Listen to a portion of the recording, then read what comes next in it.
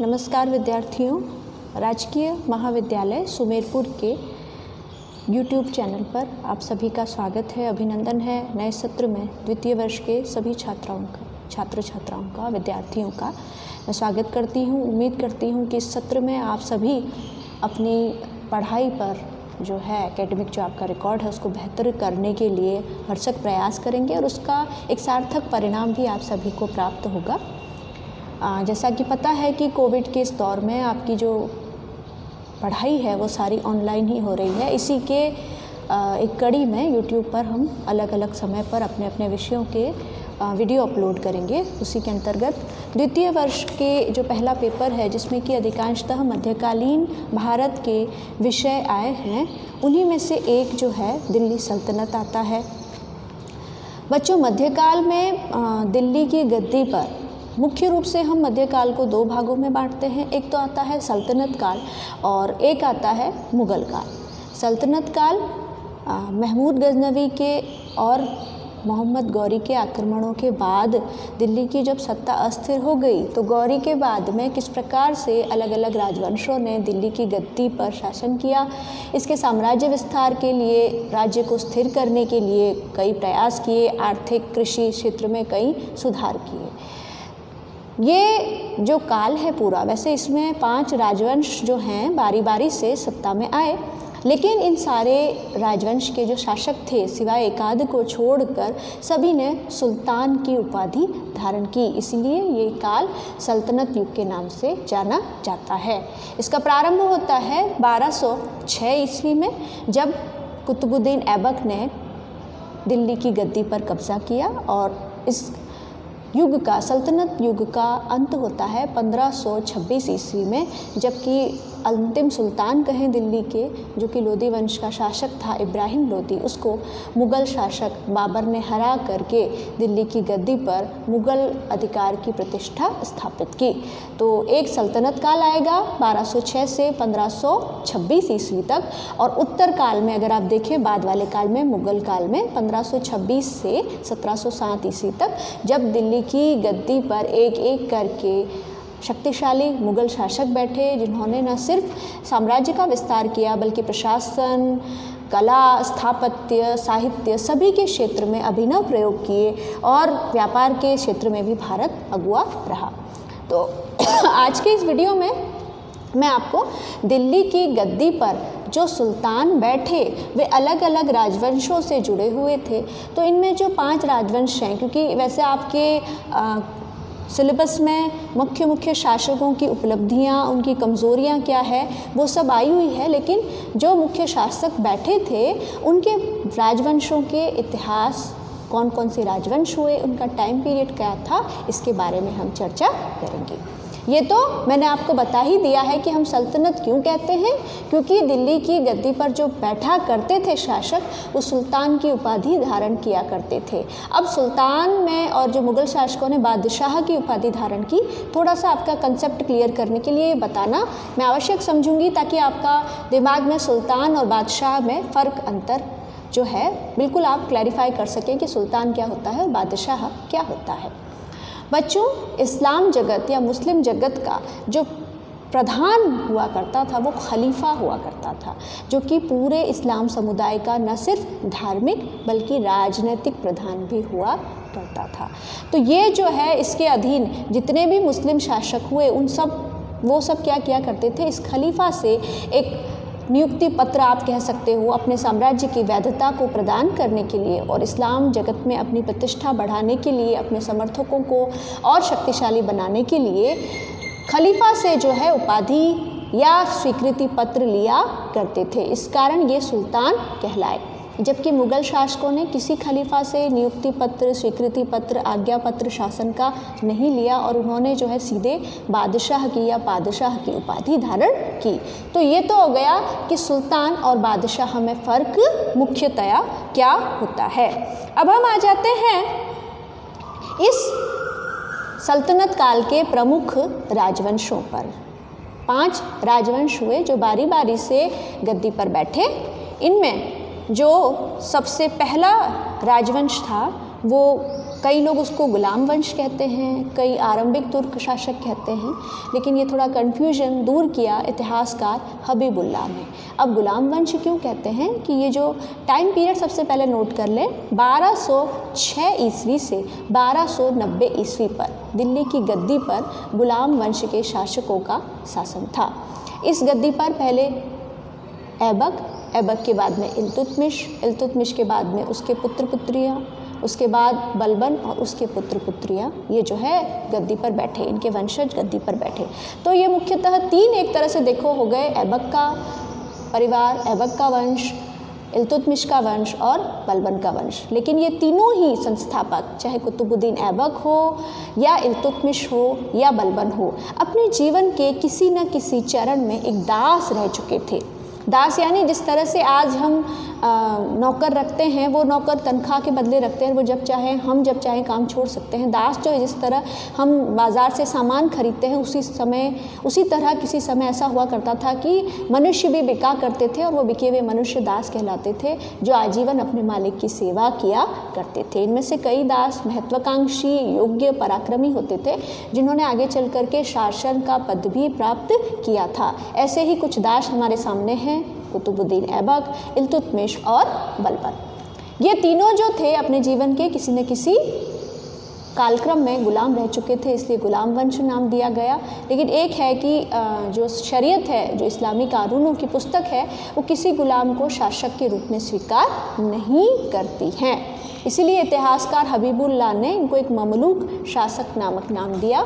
Mamluk जो है प्राचीन मिस्र में ऐसे लोग जो अपने जीवन के किसी चरण में दास रहे, लेकिन उनके माता पिता कोई दास नहीं थे, किन्हीं परिस्थितियों बस उन्हें अपने संतानों को बेचना पड़ा और बाद में जब ये संतान शासक बन गई तो इन्होंने ममलूक की उपाधि धारण की।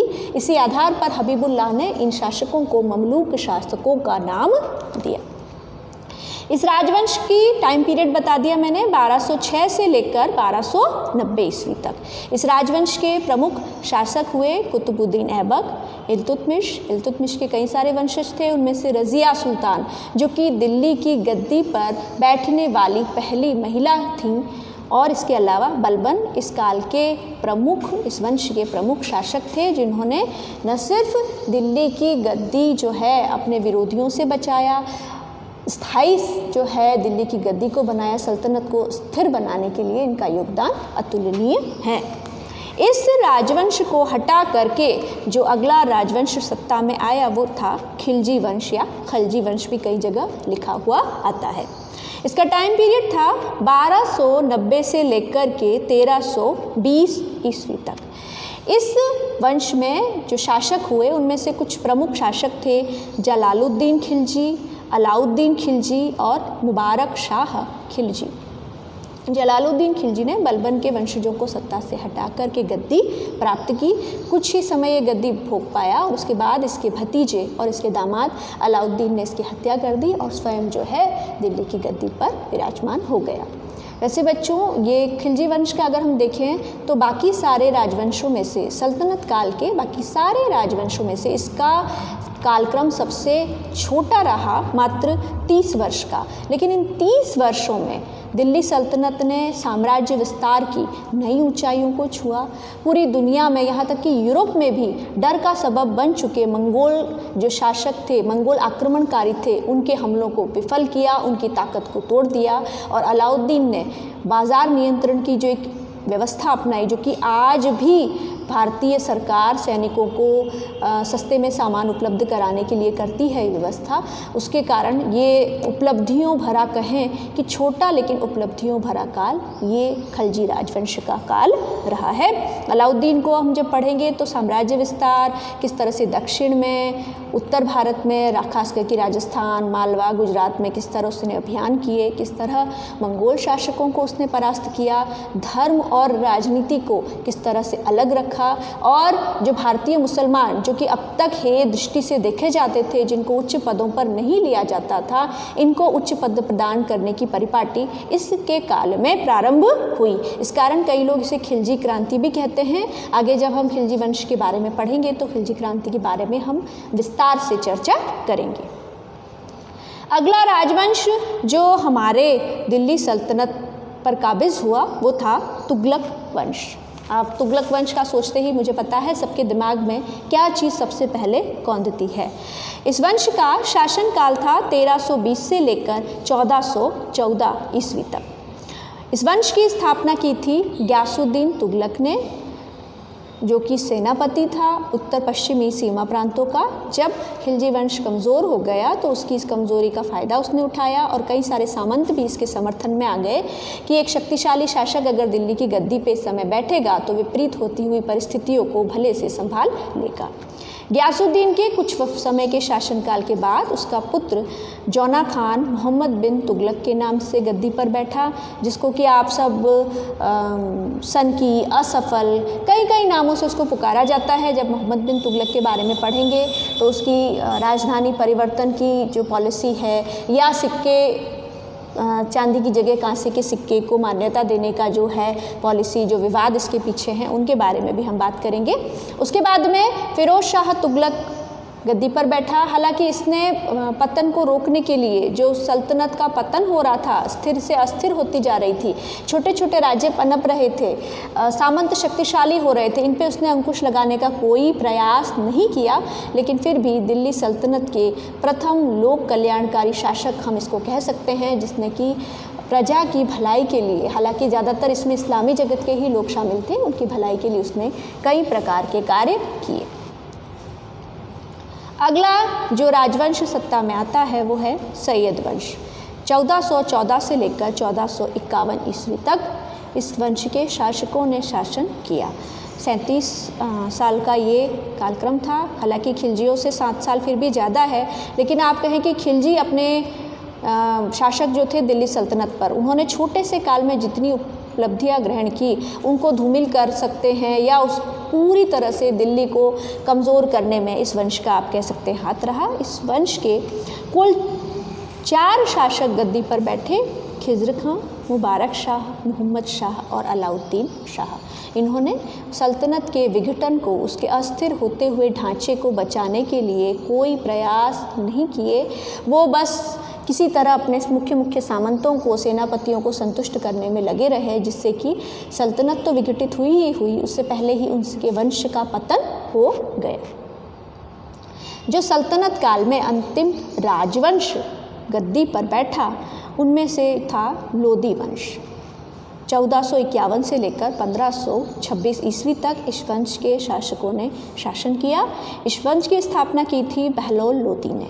लोदी मूलतः अफ़गान इलाके के रहने वाले थे, तो आप कह सकते हो कि दिल्ली पर पहली बार अफ़गान जो शासक बैठे वो थे लोदी वंश के शासक। इसके बाद बहलोल लोदी के बाद सिकंदर लोदी सत्ता पर बैठा, जो कि इस वंश का सबसे शक्तिशाली, सबसे पराक्रमी और धार्मिक रूप से थोड़ा कट्टर शासक था। सिकंदर लोदी ने आगरा शहर की स्थापना की, जो कि बाद में कैपिटल बना लोदियों की और फिर मुगलों की भी आगे चल कर के राजधानी बना। इसके बाद इस वंश का और सल्तनत काल का अंतिम शासक था इब्राहिम लोदी। ये इसके सामंत कुछ इससे असंतुष्ट हो गए, कुछ इसके भाई बंधु जिन्होंने बाबर को भारत पर आक्रमण का न्योता दिया और परिस्थितियां अपने अनुकूल जान दिल्ली सल्तनत के शासक को कमज़ोर जान के बाबर ने भारत पर हमले की योजना बनाई और उसके संयोग से वो जीत भी गया। इब्राहिम लोदी रण क्षेत्र में पानीपत के मैदान में 1526 ईस्वी में मारा गया और इस तरह लोदी वंश के साथ साथ सल्तनत युग भी समाप्त हो गया और दिल्ली की गद्दी पर एक नया राजवंश, मुगल राजवंश सत्ता पर बैठा। तो बच्चों, ये थे दिल्ली की गद्दी पर काबिज होने वाले कुल 5 राजवंश, उनका कालक्रम और उनके प्रमुख शासक। इनके प्रमुख शासकों की नीतियों, उनकी परिस्थितियों और उनके व्यक्तित्व, उनके जीवन की प्रमुख घटनाओं, उनके जीवन काल में लड़े गए युद्धों, साम्राज्य का विस्तार या विघटन की उनकी प्रवृत्तियां, इनके बारे में जानने से पहले ये आवश्यक था कि आप इसके कालक्रम को, कि कौन सा वंश पहले आया और कौन सा वंश बाद में आया, उसको आप भली भांति परिचित हो, ताकि हर एक राजवंश के सामने क्या चुनौतियाँ थी और उन चुनौतियों से निपटने के लिए क्या प्रयास उन्होंने किए, उस परिस्थितियों के संदर्भ में प्रयास कितने प्रासंगिक थे, उस पर आप गहनता से विचार कर सकें। इतना कहकर इस सत्र का और आपके भी सत्र का प्रथम वीडियो मैं यहीं समाप्त करती हूँ। मैं आशा करती हूँ कि इसमें जो मैंने वंशों के बारे में जानकारी दी है इसको आप पढ़ेंगे, मेमोराइज़ करेंगे। साथ ही गूगल ड्राइव पे जो हम नोट्स की PDF शेयर कर रहे हैं उसको आप अपलोड करके, डाउनलोड करके उसको आप फिर से याद करने का प्रयास भली भांति करेंगे। धन्यवाद। जय हिंद।